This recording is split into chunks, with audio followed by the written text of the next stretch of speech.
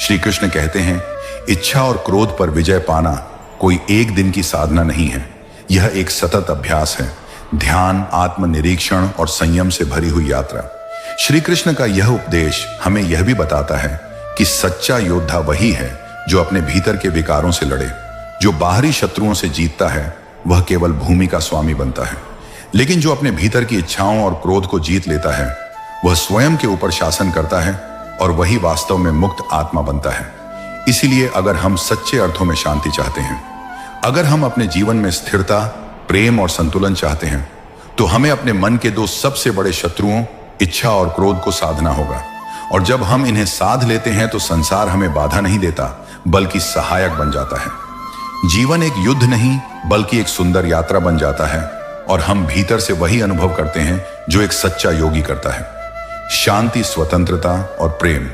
श्री कृष्ण कहते हैं, यह शरीर नाशवान है लेकिन आत्मा अविनाशी है, उसे ना कोई शस्त्र काट सकता है ना अग्नि जला सकती है। जब यह सत्य समझ में आ जाए तो मृत्यु का भय मिट जाता है और जीवन एक साधना बन जाता है। यह उपदेश गीता के 2वें अध्याय का मूल स्तंभ है, जहां श्री कृष्ण ने युद्ध भूमि में खड़े अर्जुन को जीवन और मृत्यु के रहस्य को सरलता से समझाया। अर्जुन को अपने सगे संबंधियों को देखकर मोह और दुख हो रहा था। वह युद्ध करना नहीं चाहता था क्योंकि उसे लगा कि युद्ध का परिणाम मृत्यु है और मृत्यु से बड़ा कोई संकट नहीं हो सकता। लेकिन श्री कृष्ण ने जो कहा वह केवल अर्जुन के लिए नहीं, हमारे लिए भी उतना ही आवश्यक और गहन सत्य है। यह शरीर हड्डियों, मांस और रक्त का बना हुआ एक स्थूल वस्तु है। इसकी आयु सीमित है। यह जन्म लेता है, बढ़ता है, बूढ़ा होता है और अंततः नष्ट हो जाता है। लेकिन जो इसमें रहता है, जिसे हम में कहते हैं, वह आत्मा है। और श्री कृष्ण के अनुसार आत्मा ना तो जन्म लेती है ना ही मरती है। आत्मा को कोई हथियार छू नहीं सकता, कोई अग्नि उसे जला नहीं सकती, कोई जल उसे भिगो नहीं सकता, कोई वायु उसे सुखा नहीं सकती। आत्मा है शुद्ध, नित्य, अविनाशी। अब यह समझना क्यों जरूरी है? क्योंकि हम में से अधिकांश लोग मृत्यु के भय में जीते हैं। यह भय ही हमारे फैसलों पर असर डालता है।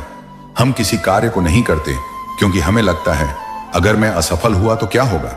हम अपने प्रियजनों को खोने के डर में इतने उलझ जाते हैं कि उनके साथ बिताया वर्तमान भी खो बैठते हैं।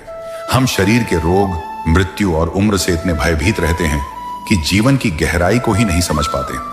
लेकिन जब यह उपदेश आत्मसात हो जाए कि शरीर क्षणिक है लेकिन आत्मा अनंत है, तब जीवन की दिशा ही बदल जाती है। सोचिए, अगर आपको यह निश्चित रूप से पता हो कि आप शरीर नहीं हैं बल्कि आत्मा है जो ना कभी मरती है, तो फिर मृत्यु का भय कैसा?